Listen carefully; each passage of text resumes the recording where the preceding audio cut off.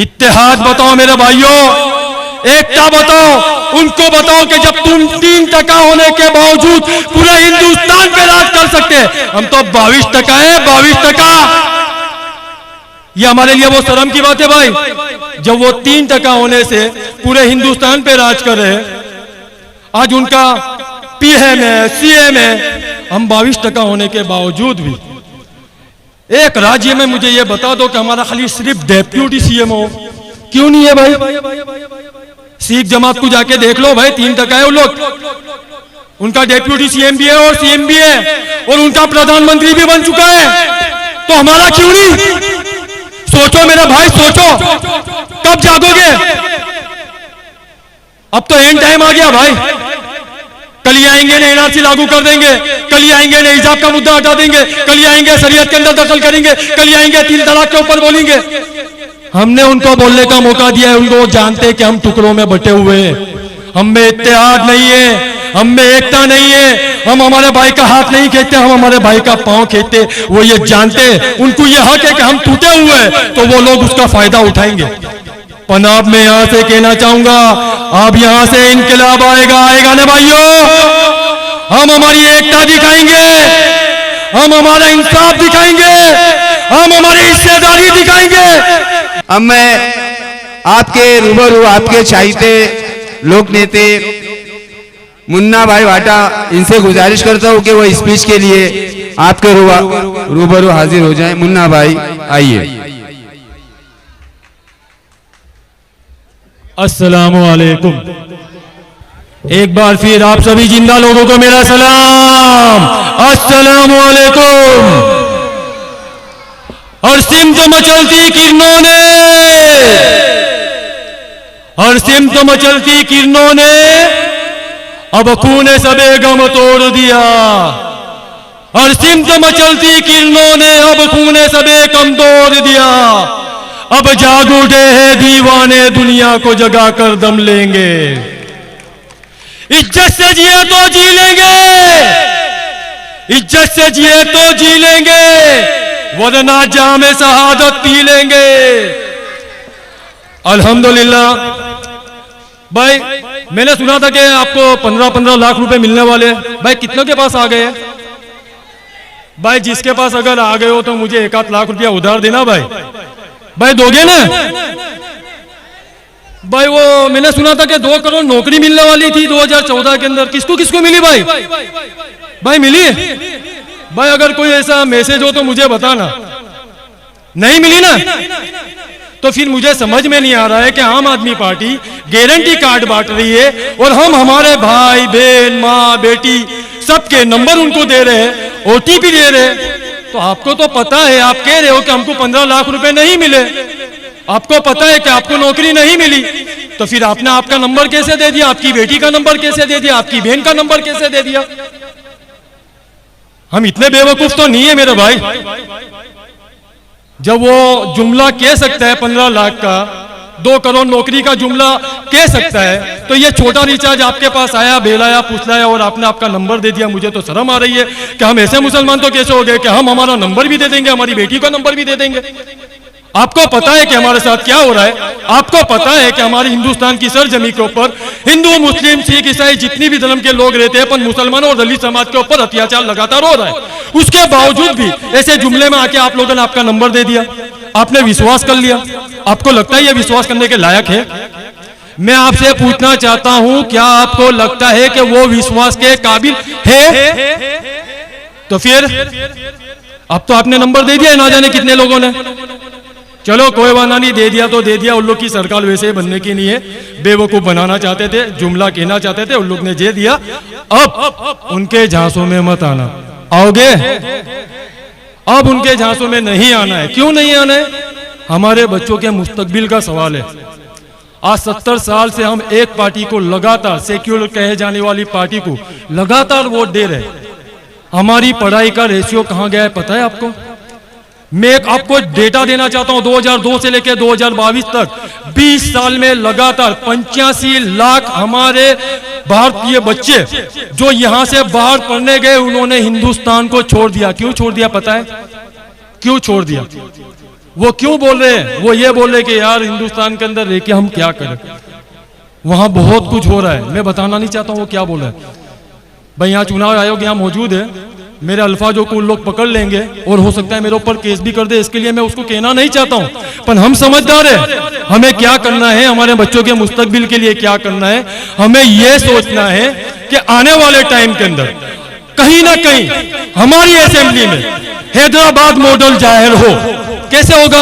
आपको पता है हैदराबाद मॉडल क्या है? आपको पता है हैदराबाद मॉडल क्या है?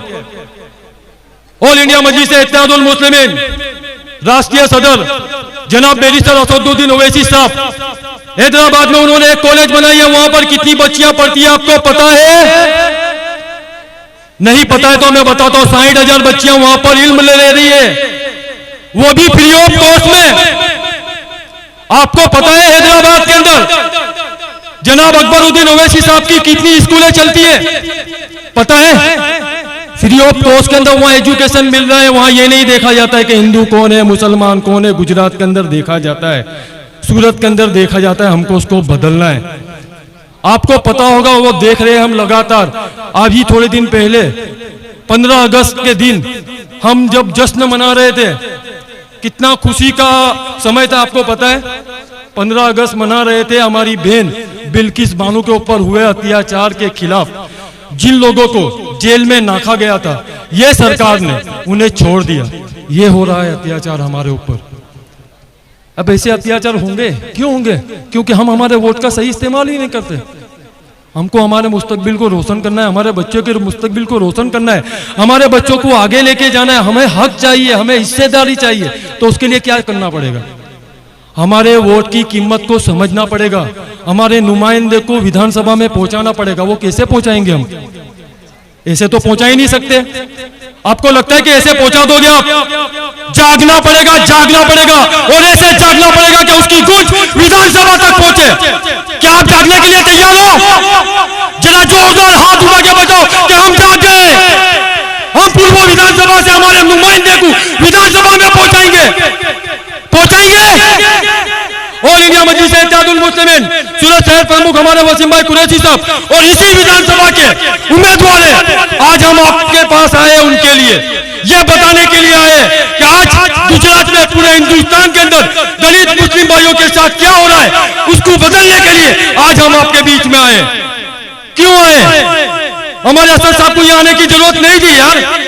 हजारों किलोमीटर दूर हमारे समाज के लिए, दबे कुचले के लिए यहाँ पर वो आ रहे। क्यों आ रहे? उनको जरूरत है। हजारों करोड़ के मालिक है वो। जब हमारा देश आजाद नहीं हुआ था ना, जब भी उनके खानदान वाले विंटेज कारों में घुमा करते थे, और ये लोग कहते कि वो बी टीम है। शर्म आनी चाहिए, शर्म। अगर हम बी टीम थे तो 2021 में तुमने क्या उखाड़ लिया? जब तो हम नहीं लड़े।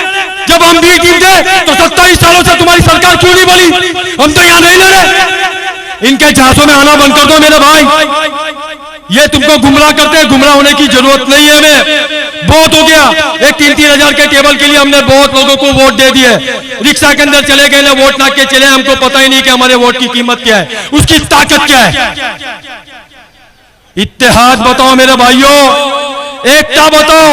उनको बताओ कि जब तुम 3% होने के बावजूद पूरे हिंदुस्तान पे राज कर सकते हैं, हम तो 22% है, 22%। ये हमारे लिए वो शर्म की बात है भाई। जब वो 3% होने से पूरे हिंदुस्तान पे राज कर रहे हैं, आज उनका पीएम है, सीएम है, हम 22% होने के बावजूद भी। एक राज्य में मुझे ये बता दो कि हमारा खाली सिर्फ डेप्यूटी सीएम हो। क्यों नहीं है भाई? सिख जमात को जाके देख लो भाई, 3% है वो लोग। उनका डेप्यूटी सीएम भी है और सीएम भी है, और उनका प्रधानमंत्री भी बन चुका है। तो हमारा क्यों नहीं? सोचो मेरे भाई, सोचो, कब जागोगे? अब तो एंड टाइम आ गया भाई। कल ही आएंगे ने एनआरसी लागू कर देंगे, कल ही आएंगे ने हिजाब का मुद्दा हटा देंगे, कल ही आएंगे शरीयत के अंदर दखल करेंगे, कल ही आएंगे 3 तलाक के ऊपर बोलेंगे। हमने उनको बोलने का मौका दिया है। उनको जानते हैं कि हम टुकड़ों में बटे हुए हैं, हम में इत्तेहाद नहीं है, हम में एकता नहीं है। हम हमारे भाई का हाथ नहीं खींचते, हम हमारे भाई का पांव खींचते। वो ये जानते हैं, उनको ये हक है कि हम टूटे हुए हैं, तो वो लोग उसका फायदा उठाएंगे। पर अब मैं यहां से कहना चाहूंगा, अब यहां से इनकलाब आएगा, आएगा ना भाइयों। हम हमारी एकता दिखाएंगे, हम हमारा इंसाफ दिखाएंगे, हम हमारी हिस्सेदारी दिखाएंगे। दिखाओगे ना भाई? भाई यार मेरे को आवाज नहीं आ रही है, हाथ ऊंचा करके बताओ, उन लोग को दिखना चाहिए। मीडिया देख रही है, देख लो मीडिया वालों, बताना भले से जो मीडिया बिक गई है बिक जान दो, पर जो सच्ची मीडिया है ये भाइयों के हाथ को देख लो। अब इत्तेहाद लाना चाहते, इंसाफ करना चाहते, हिस्सेदारी लेना चाहते, हमारे बच्चों के मुस्तकबिल को रोशन करना चाहते। रोशन करना चाहते हो ना भाई? अल्हम्दुलिल्लाह कुछ ही देर में ऑल इंडिया मजलिस इत्तेहादुल मुस्लिमीन हमारे राष्ट्रीय सदर हमारे शहर के लिए आ रहे हैं और हमारे लिए आ रहे हैं। आप इसी तरह इत्तेहाद के साथ उन्हें सुनना, उन्हें आश्वासन देना और उन्हें विश्वास दिलाना कि साहब आप यहाँ आ गए हो, इंशाअल्लाह आपका आना यहाँ से जाया नहीं जाएगा। इंशाअल्लाह इस विधानसभा को ऑल इंडिया मजलिस इत्तेहादुल मुस्लिमीन सूरत शहर प्रमुख और हमारी विधानसभा के उम्मीदवार वसीम भाई कुरैशी साहब को हम जिताएंगे। जिताओगे ना भाई? भाई जिताने का काम तुम्हारा है। हम तो आएंगे बोल के चले जाएंगे, हमको बोलने का कहा जाएगा हम बोल देंगे। आप आओगे कुर्सी पे बैठोगे, उन्हें सुनोगे, सुनने के बाद चले जाओगे। पर 1 तारीख को इलेक्शन है यार, ये भूलना नहीं है हमें। भाई भूलोगे तो नहीं ना भाई? मेहरबानी करके भूलियो मत। ये वो टाइम आ गया है कि अगर हमने अभी भी एकता नहीं दिखाई, हमने ये नहीं बताया कि हम कुछ कर सकते हैं, वहां तक ये हमें इग्नोर करते रहेंगे। अब हमें इग्नोर वो लोग करने नहीं चाहिए। हमारा एक एक मुसाहिद 10-10 एमएलए के ऊपर भारी है। आप सोच लो 543 के सामने हमारे 2 सांसद भारी है। लोकसभा के अंदर 543 होते हैं, उसमें हमारे 2 शेर जनाब बैरिस्टर असदुद्दीन ओवैसी साहब और औरंगाबाद से इम्तियाज जलील साहब, वो उसके अंदर लोकसभा के अंदर आवाज उठाते हैं, उनके ऊपर भारी पड़ते हैं। तो तुम सोच लो कि हमारे 10 एमएलए हम अगर विधानसभा में पहुंचा दे तो इन लोग की धज्जियां उड़ा के रख देंगे, इंसाफ करने पे मजबूर कर देंगे।